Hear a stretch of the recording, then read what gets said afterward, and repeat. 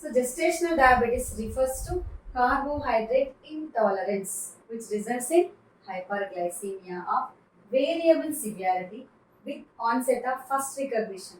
So ఇక్కడ మనకి diabetes ఉన్నట్లు ఎప్పుడు ఐడెంటిఫై చేస్తారు? Only during the pregnancy. The importance of GDM అంటే gestational diabetes is that two generations will be risk. Mother and baby will be at risk. Women with history of GDM or అంటే gestational diabetes are increased risk of future diabetes. So ఎవరికైతే whoever gets gestational diabetes, okay, ఏ మదర్లో అయితే మనకి gestational diabetes ఉందో so that mother is more prone to get the diabetes in future. Okay, ఇక్కడ మనకి ప్రెగ్నెన్సీలో డయాబెటీస్ లేకున్నా కూడా సో ఏజ్ తోటి మనకి diabetes like increased age life style తోటి కూడా డయాబెటీస్ రావచ్చు. So other women also can get the diabetes mellitus. But ఇక్కడ ఎవరికైతే whoever get the gestational diabetes they are more risk compared to other women. So వీళ్ళకి ఎక్కువగా వచ్చే అంటే మళ్ళీ జెస్టేషనల్ డయాబెటీస్ అనేది డ్యూరింగ్ ద ప్రెగ్నెన్సీ వచ్చి తగ్గిపోయినా కూడా ఫ్యూచర్లో మళ్ళీ కూడా డయాబెటీస్ వచ్చే చాయిస్ అనేది వీళ్ళల్లో ఉన్నది. So GDM happens about 7 of every 10-100 pregnancies. Okay, so ఒక 100 ప్రెగ్నెన్సీస్ ఉంటే అందులో ఒక 7 మెంబర్స్కి జెస్టేషనల్ డయాబెటీస్ వచ్చే chance. The incidence of gestational diabetes increases approximately 8 times. Okay, if pregnancy women is aged 35 అంటే ఇక్కడ 35 years అబవ్ ఉన్న వాళ్ళకి ఇంకా ఛాన్సెస్ అనేది 8 times ఎక్కువ ఛాన్సెస్ అనేది ఉంటుంది. ఓకే, సో పాథోఫిజియాలజీలో మెయిన్గా ఇంక్రీజ్డ్ ఇన్సులిన్ రెసిస్టెన్స్. ఇక్కడ ఏం జరుగుతుంది డయాబెటీస్ మెలిటస్లో అంటే ఇక్కడ ఇన్సులిన్ ప్రొడక్షన్ లేదా అంటే ఇన్సులిన్ ప్రొడక్షన్ ఉంది. ఓకే, సో వై మరి ఎందుకు జెస్టేషనల్ డయాబెటీస్ వస్తుందంటే సో ఎస్పెషల్ ఇక్కడ increased insulin resistance during pregnancy during especially gestational diabetes రావడానికి మేజర్ రీజన్ ఏంటంటే increased insulin resistance. Okay, increased insulin resistance due to hormones. మేజర్గా మనకి ప్రెగ్నెన్సీలో ప్లెసెంటా నుంచి కొన్ని హార్మోన్స్ అనేవి రిలీజ్ అవుతాయి. ఓకే, సో ఏంటి ఆ హార్మోన్స్ అంటే like HPL. Okay, so HPL IPL లాగా హెచ్పిఎల్. సో హెచ్పిఎల్ అంటే human placental lactogen, human placental lactogen and progesterone oestrogen corticotrophin releasing hormone. Okay, HPL అంటే human placental lactogen, okay, progesterone oestrogen corticotrophin releasing hormone. ఈ hormones అన్నీ కూడా ఏంటంటే insulin resistance అయ్యే విధంగా అంటే షుగర్ లెవెల్స్ని ఇంక్రీజ్ చేసి సో ఫీటస్కి ఎక్కువ గ్లూకోజ్ లెవెల్స్ అందించడానికి మనకి హెచ్పిఎల్ ఈ హార్మోన్స్ అన్నీ యూజ్ అవుతాయి. ఓకే, సో దీనివల్ల ఏమవుతుంది ఇన్సులిన్ రెసిస్టెన్స్ అనేది వస్తుంది అనమాట during pregnancy especially the hormones produced by the placenta. Okay, so placenta నుంచి ఏదైతే హార్మోన్స్ రిలీజ్ అవుతున్నాయో like HPL human placental lactogen oestrogen and progesterone and corticotrophin releasing hormone. So ఇవన్నీ hormones కలిసి ఏం చేస్తాయి అంటే ఇన్సులిన్ రెసిస్టెన్స్కి దారిస్తాయి అనమాట. సో దీనివల్ల ఏం జరుగుతుందంటే బ్లడ్ గ్లూకోజ్ లెవెల్ అనేది హై అవుతుంది డ్యూరింగ్ ద ప్రెగ్నెన్సీ. సో మనకి transition maternal hyperglycaemia can be seen means because of increased insulin resistance mainly seen in 24 to 28 weeks of pregnancy. Especially మనకి జెస్టేషనల్ డయాబెటీస్ ఎప్పుడు చూడొచ్చు అంటే 24 to 28 weeks ఆఫ్ ప్రెగ్నెన్సీలో చూడొచ్చు. Okay, so యూజువల్గా మనకి ఏంటంటే మదర్ బ్లడ్లో ఏముంటుంది ఎక్సెస్ గ్లూకోజ్ ఉంటుంది. So that excess glucose will be transfer to the baby. So foetus so ఎప్పుడైతే ఎక్సెస్ గ్లూకోజ్ అనేది ఫీటస్కి ట్రాన్స్ఫర్ అవుతుందో okay so especially relative base line hypoglycaemia foetus is entirely dependent. ఫీటస్కి మనకి బ్లడ్ గ్లూకోజ్ అనేది దేనిపైన depend అవుతుంది మదర్ బ్లడ్ పైన ఎస్పెషల్లీ మదర్ పైన డిపెండ్ అవుతుంది. ఓకే, ఇక్కడ మదర్ నుంచి ఏంటంటే ఫెసిలిటేటెడ్ డిఫ్యూజన్ వల్ల సో మనకి glucose will reach the foetus. Okay, so facilitated diffusion వల్ల so glucose will reach the foetus. ఇక్కడ మనకి ప్రెగ్నెన్సీలో ఏంటంటే ఎస్పెషల్లీ లైక్ మదర్లో హై బ్లడ్ గ్లూకోజ్ ఉండడం వల్ల సో ఈ హై బ్లడ్ గ్లూకోజ్ అనేది ఫీటస్కి కూడా రీచ్ అవుతుంది. ఓకే, సో దీనివల్ల ఏమవుతుందంటే ఇంక్రీజింగ్ సర్క్యులేట్ ఈవెన్ ప్రెగ్నెన్సీలో మనకి it is a state of chronic low grade inflammation. కొన్నిసార్లు మనకి లో గ్రేడ్ ఇన్ఫ్లమేషన్ ఉండడం వల్ల ఏం జరగవచ్చు అపార్ట్ ఫ్రమ్ దట్ అంటే so circulating levels of CRP and ILs అంటే ఇంటర్న్యూక్లిన్స్.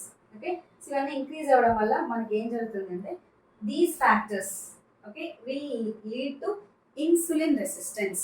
ఓకే, ఇక్కడ మనకి not only releasing the hormones by the placenta like HPL progesterone oestrogen. Okay, so ఇవన్నీ ఇవన్నిటితో పాటు మనకి ఏం జరుగుతుందంటే like CRP and IL-6 also will be released. So దీనివల్ల ఏం జరుగుతుంది, ఇన్సులిన్ అనేది రెసిస్టెన్స్ వస్తుంది.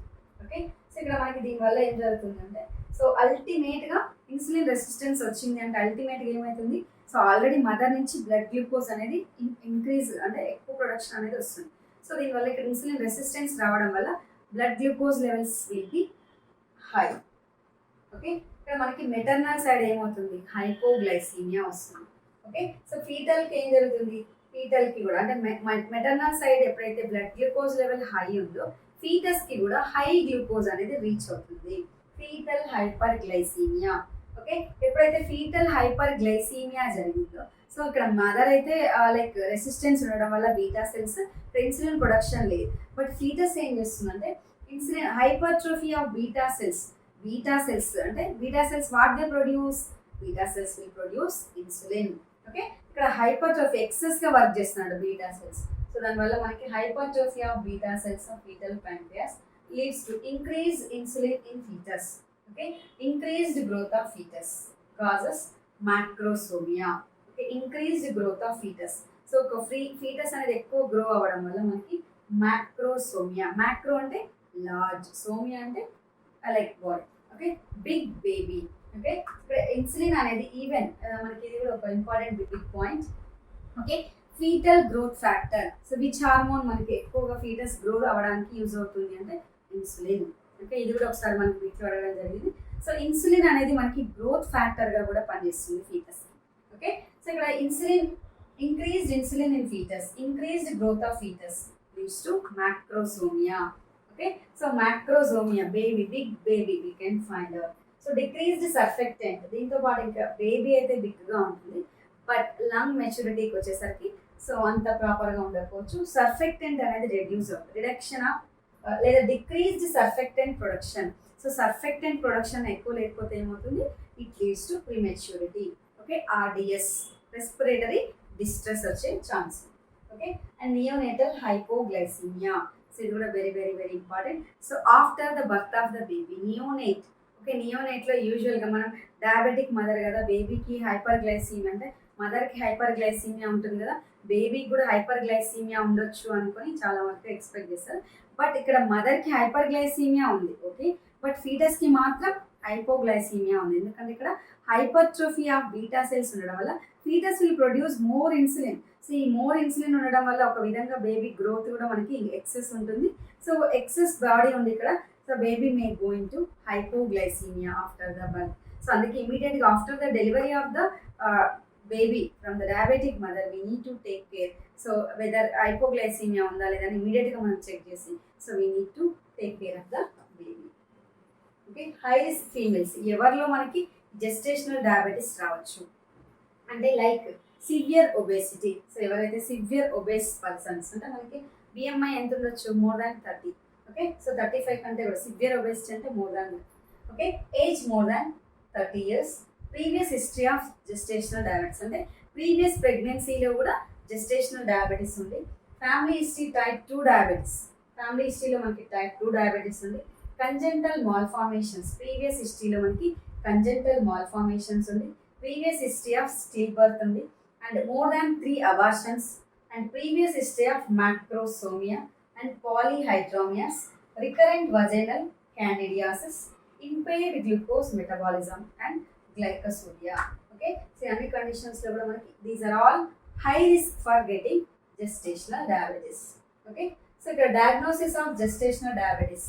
సో అకార్డింగ్ టు ACOG అంటే American College of obstetrician and gynaecologist ప్రకారం.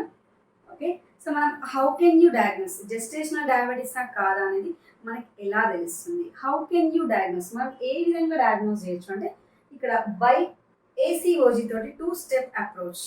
ఓకే, సో ఇక్కడ 2-step అప్రోచ్లో we can diagnose. Okay, so according to WHO ప్రకారం అయితే 1-step అప్రోచ్. Okay, according to ACOG. Okay, Americans కొంచెం మనకంటే ఫాస్ట్ ఉంటారు కాబట్టి వాళ్ళు 2 times అయినా వస్తారు. సో అకార్డింగ్ టు WHO అయితే మనకి ఒకేసారి వచ్చిన 1-step అప్రోచ్లో కూడా మనం డయాగ్నోస్ చేయొచ్చు. ఓకే, సో ఇండియా ప్రకారం అయితే DIPSI అంటారు. Okay, diabetes in pregnancy diabetes in pregnancy societies లేకపోతే studies in India. Okay, so ఈ డిప్సీ అంటే ఇండియన్ క్రైటీరియా అనమాట. ACOG ఏమో అమెరికన్ క్రైటీరియా. ఓకే, ఇది 2-step approach. Okay, 1-step approach by WHO. Even Indian criteria కూడా 1-step. 1-step అంటే ఒకే విజిట్లో మనం డయాగ్నోస్ చేయగలగడాన్ని 1-step అప్రోచ్ అంటాం. ఓకే, 2-step అప్రోచ్ అంటే 2 times. అంటే ఫస్ట్ ఒక టెస్ట్ చేసిన తర్వాత ఫర్దర్గా మళ్ళీ మనం ఇంకొక ఇన్వెస్టిగేషన్ చేసి కన్ఫర్మ్ చేసుకుంటే that we can call it as 2-step approach. So ఇది మనకి అమెరికాలో ఫాలో అవుతుంది ACOG ప్రకారం. ఓకే, WHO అయితే మనం వరల్డ్ వైడ్ యూజ్ చేయొచ్చు. సో ఇదేంటి అంటే 1-step అప్రోచ్. ఓకే, ఈవెన్ ఇండియాలో కూడా మనం we will follow 1-step approach DIPSI. So మనకి ఎక్కువ డయాగ్నోసిస్. సో జెస్టేషనల్ డయాబెటీస్ నుంచి వచ్చే క్వశ్చన్స్ ఏంటి అంటే MCQs యూజువల్గా లైక్ GTT అంటే గ్లూకోజ్ టాలరెన్స్ టెస్ట్లో మనం how much glucose you will give. Okay, ఎంత గ్లూకోజ్ మనం ఇస్తాం, how many grams, 75 grams, 100 grams, like that they will ask you. So please try to concentrate. Okay, the 2-step approach according to ACOG and the American College for Obstetricians and Gynecologists. Okay, the first step lo entante major ga first step includes screening test lo. This is called as glucose challenge test. This is GCT, glucose challenge test. Okay, so general ga manam chese test enti GTT, glucose. WHO ప్రకారం GTT, OGTT అంటాం, oral glucose tolerance test. OGTT ఇది like this is GCT, glucose challenge test. Okay, so ఈ test అనేది మనకి time duration ఎంత 24 to 28 weeks. 24 weeks నుంచి, ఎందుకంటే మనకి ఎప్పుడైతే ఆన్సెట్, ఎప్పుడైతే బ్లడ్ గ్లూకోజ్ లెవెల్స్ హై అవుతుందో సో అదే టైం కాబట్టి 24 to 28 weeks టైం అనమాట. ఇక్కడ నో ఫాస్టింగ్ అనేది required. So this is 2-step అప్రోచ్లో ఫస్ట్ స్టెప్లో ఏంటి ఇది, what is this test? This test is called screening test. Okay, so screening test మనం ఫస్ట్ ఏం చేస్తాం, గ్లూకోజ్ దీన్ని what we will call it as glucose challenge test అని కూడా అనొచ్చు. ఓకే, సో టైం ఎంత డ్యూరేషన్ 24 నుంచి 28 weeks. సో ఇక్కడ మనకి ఫాస్టింగ్ అనేది అవసరం లేదు, no need of being fast.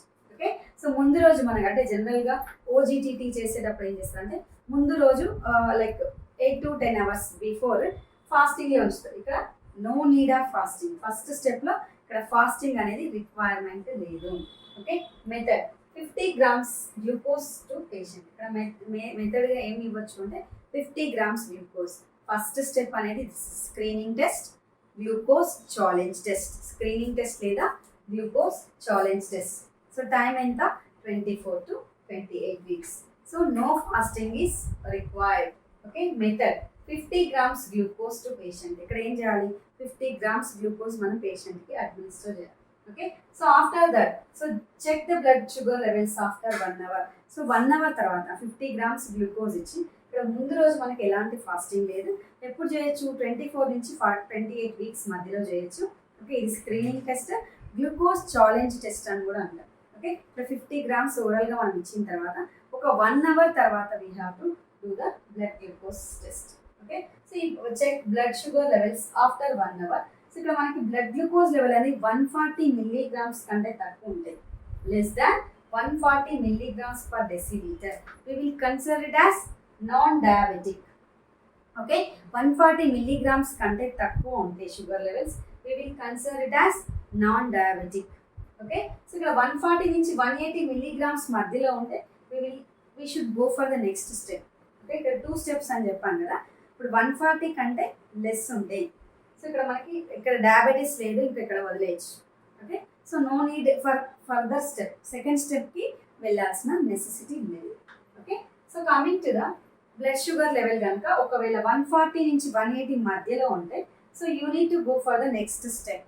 Do next step. Next step ఏంటి, that is GTT, glucose tolerance test. So మరి what is this test? Screening test, glucose challenge test. This is glucose tolerance test. అంటే మన glucose level అనేది 140 కంటే తక్కువ ఉంటే so we can confirm as non diabetic. ఇక్కడ gestational diabetes లేదు అని కన్ఫర్మ్ చేయొచ్చు.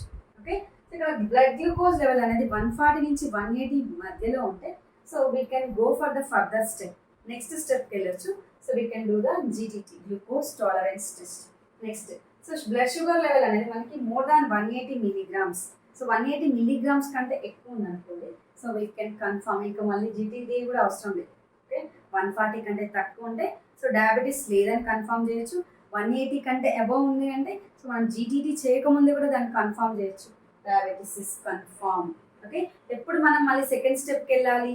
140 నుంచి 180 మధ్యలో ఉంటే we need to go for the second step. Okay, so this is about ACOG, two-step approach.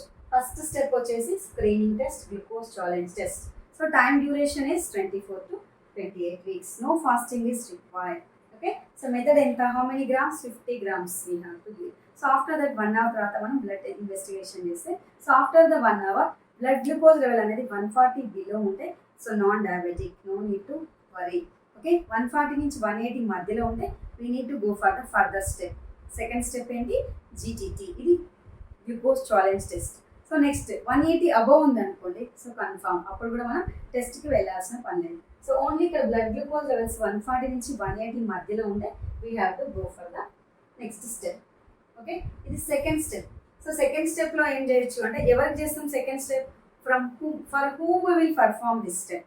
So ఎవరికి చేస్తాం మనం ఈ టెస్ట్ అంటే, లైక్ హూ ఆర్ హ్యావింగ్, అంటే మనకి ఫస్ట్ స్టెప్లో ఎవరికైతే 140 నుంచి 180 మధ్యలో వచ్చిందో, so for them we will do the second step.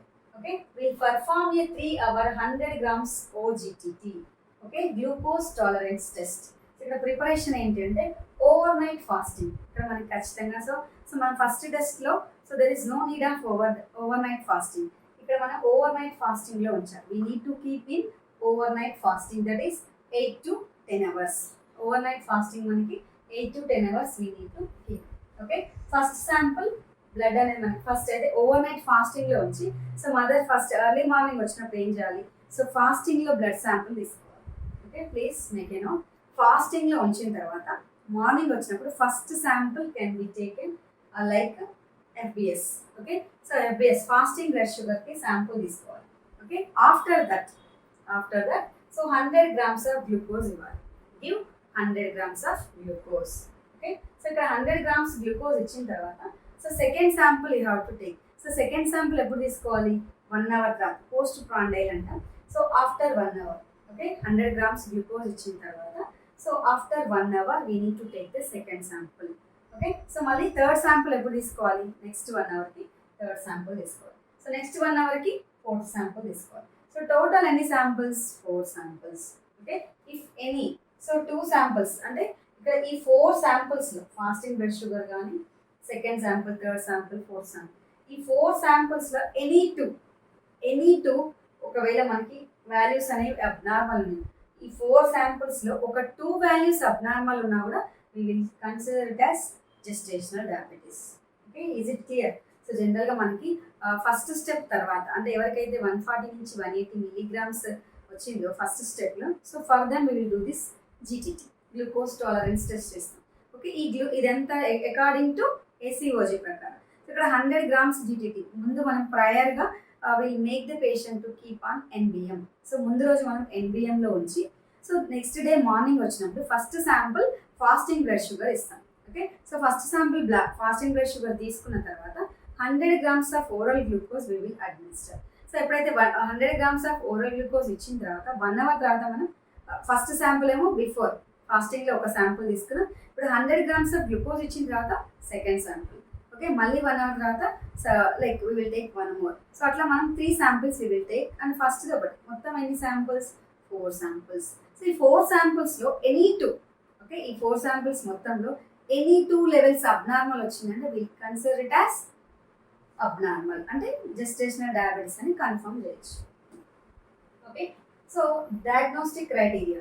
So abnormal అని చెప్పాను కదా, ఎప్పుడు అబ్నార్మల్ అంటే ఫాస్టింగ్. ఇక్కడ 4 samples ఉన్నాయి కదా, ఈ 4 samples-లో ఫాస్టింగ్లో మనకి ఎంత ఉండాలి? 95 milligrams ఉండాలి. ఓకే, 1 hour తర్వాత ఎంత ఉండాలి? 180 ఉండాలి. ఓకే, సో 2 hours 155 ఉండాలి, 3 hours 140. అంటే ఇక్కడ 105 ఉంటే will consider as gestational diabetes. 105 అంటే gestational అండ్ 190 ఉన్నా కూడా మనం after 1 hour post prandial second sample మనకి 190 milligrams ఉన్నా, సెకండ్ అవర్లో 165 కంటే ఎక్కువ ఉన్నా, 165 ఉన్నా, థర్డ్ అవర్లో 145 ఉన్నా కూడా మనం we will consider it as gestational diabetes. So next coming to the one-step approach by WHO. Okay, the WHO one-step approach by WHO. Till now we have seen about two-step approach by ACOG. Okay, now one-step approach by WHO. Okay, so ఇది కూడా మనకి only screening test. WHO ప్రకారం కూడా ఇది screening test. Okay, ఇక్కడ 75 grams of OGTT. Okay, ఇక్కడ మనకి 2 hours test మాత్రమే we will do. టోటల్గా ఎన్ని samples? 3 samples we will take. Okay, so ఇక్కడ do a 2 hour 75 gram OGT directly at the rate, అంటే ఎప్పుడు చేయొచ్చు మనం? 24 to 28 weeks. Ask the patient to overnight fasting. WHO ప్రకారం కూడా ఓవర్ నైట్ ఫాస్టింగ్లో ఉంచాలి. ఓకే, సో ఓవర్ నైట్ ఫాస్టింగ్లో ఉంచి గ్లూకోజ్ ఎన్ని grams? 75 grams. Please keep a note. Okay, make a note, రాసుకోండి. Very very very important. So ఇది మనకి చాలాసార్లు అడగడం జరిగింది. So please write down. Okay, 75 grams OGTT. Okay, before day ఇక్కడ ఫాస్టింగ్, ఓవర్ నైట్ ఫాస్టింగ్ అంటే 8 to 10 hours ఫాస్టింగ్లో ఉంచి first early morning FBS fasting blood sugar అనేది మనం టెస్ట్ చేయాలి. Okay, so after FBS, so FBS first sample తీసుకున్న తర్వాత so we can administer or we can give 75 grams of overall glucose. 75 grams of overall glucose ఇవ్వాలి. So after giving 75 grams of overall glucose, okay, so after 1 hour, ఒక 1 hour తర్వాత second sample. Okay, so after second hour third sample. So total ఎన్ని samples? Before ఒక sample, glucose ఇచ్చిన తర్వాత 2 samples. Okay, so after 1 hour second sample, after second hour third sample. So total samples ఎన్ని? 3 samples. If 1 or more than 1 value. Okay, so ఈ 3 valuesలో ఒక value abnormal ఉన్నా, more than 1 value అంటే 2 values abnormal ఉన్నా, more than 1 value abnormal ఉన్నా కూడా so we will consider it as gestational diabetes. Okay, so ఇక్కడ అకార్డింగ్ టు WHO అంటే WHO ప్రకారం అప్రోచ్లో ఏంటంటే సో ఫస్ట్ మేజర్గా మనం we make the patient to be in fasting. ముందు రోజే మనం ఫాస్టింగ్ చెప్పిన తర్వాత so early morning sample FBS we have to take. Okay, fasting blood sugar అనేది మనం తీసుకున్న తర్వాత so we have to administer 75 grams of OGTT. So 75 grams of OGT ఇచ్చిన తర్వాత ఫస్ట్ శాంపుల్ ఒక 1 hour అంటే సెకండ్ శాంపుల్ 1 hour తర్వాత and the third sample after 1 hour we have to take. So ఈ 3 samples మనకి ఒక శాంపుల్ అబ్నార్మల్ ఉన్నా కూడా we will consider it as gestational diabetes. So diagnosis criteria for 75 grams GTT. Fasting మనకి 92 milligrams per deciliter.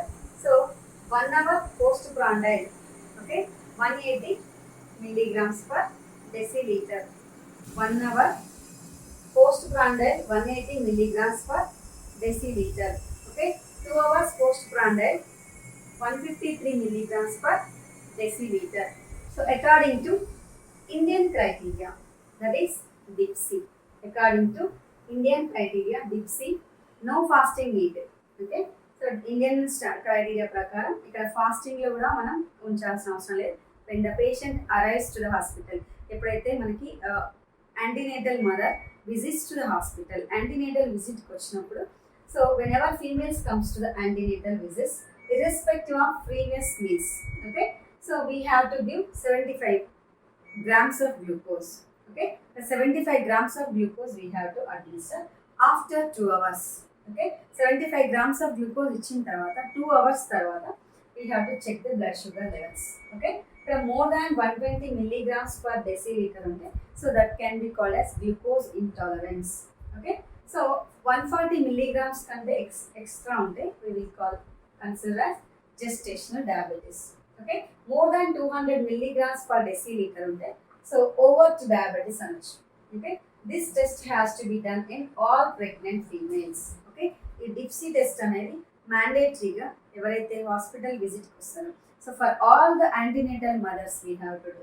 So ఎప్పుడు చేయొచ్చు అంటే ఇది కూడా మనకి 24 నుంచి 28 weeks మధ్యలో whoever comes to the hospital so for them you can do. ఇక్కడ ఫాస్టింగ్ ఎలాంటి ఫాస్టింగ్ అవసరం లేదు. సో ఇక్కడ మనకి how many grams glucose we will administer? 75 grams of glucose we will administer. So according to WHO కూడా మనం 75 grams ఇస్తాం. So అక్కడ మెయిన్ థింగ్ ఏంటంటే బిఫోర్ డే మనం ఫాస్టింగ్లో ఉంచుతాం, మళ్ళీ ఫాస్టింగ్ బ్లడ్ గ్లూకోజ్ కూడా తీసుకుంటాం. సో టోటల్గా 3 samples. సో ఇక్కడ ఏంటంటే లైక్ ఇర్రెస్పెక్టివ్ ఆఫ్ మీల్స్ అంటే ముందే మనకి ముందు రోజు ఎలాంటి ఫాస్టింగ్ లేకపోయినా so when the mother comes okay. So first ఇనిషియల్గా మనం 75 grams ఆఫ్ గ్లూకోజ్ ఇచ్చి, సో ఆ తర్వాత after 2 hours will check the blood glucose levels. More than 120 ఉంటే గ్లూకోజ్ ఇంటాలరెన్స్, మోర్ దాన్ 140 ఉంటే gestational diabetes, more than 200 milligrams ఉంటే we will consider it as overt diabetes అని చెప్పొచ్చు. Okay. So this is about DIPSI criteria అంటే Indian criteria. DIPSI criteria అంటే Indian criteria. So congenital malformations, యూజువల్గా మనకి diabetes తోటి so congenital malformations వచ్చే chance. So what congenital malformations అంటే mostly the most common congenital anomalies cardiovascular anomalies, especially VSD. VSD అంటే ventricular septal defect. మన congenital cardiac అనామలీస్లో especially VSD and TGA. VSD అంటే ventricular septal defect, TGA అంటే so like transposition of great arteries. Great arteries ఏంటి మన బాడీలో అంటే like pulmonary artery and iota. So where is pulmonary artery? యూజువల్గా మనకి పల్మనరీ ఆర్టరీ ఎక్కడ ఉంటుంది అంటే సో రైట్ వెంట్రికల్లో ఉంటుంది. ఓకే. అయోటా ఎక్కడ ఉంటుంది? లెఫ్ట్ వెంట్రికల్లో ఉంటుంది. సో ఇక్కడ వైస్ వర్సా. ఓకే. అయోటా వచ్చేసి రైట్ సైడ్, పల్మనరీ ఆర్టరీ వచ్చేసి లెఫ్ట్ సైడ్. ఇట్లా మనకి వైస్ వర్సా ఆపోజిట్లో ఉంటే so will call it as transposition of great arteries. Okay. And even there is chance of having neural tube defects, open neural tube defects వచ్చే chance కూడా ఉంది. Next the lesion characteristically associated with diabetic embryopathy, caudal regression syndrome. So అక్కడ మనకి caudal regression syndrome కూడా వచ్చే chance ఉంది. So that is called as sacral agencies branch. You can find this is caudal regression syndrome. Okay. So ఇక్కడ sacral agencies అంటే improper formation of the sacral region, caudal regression syndrome లేదా sacral agencies.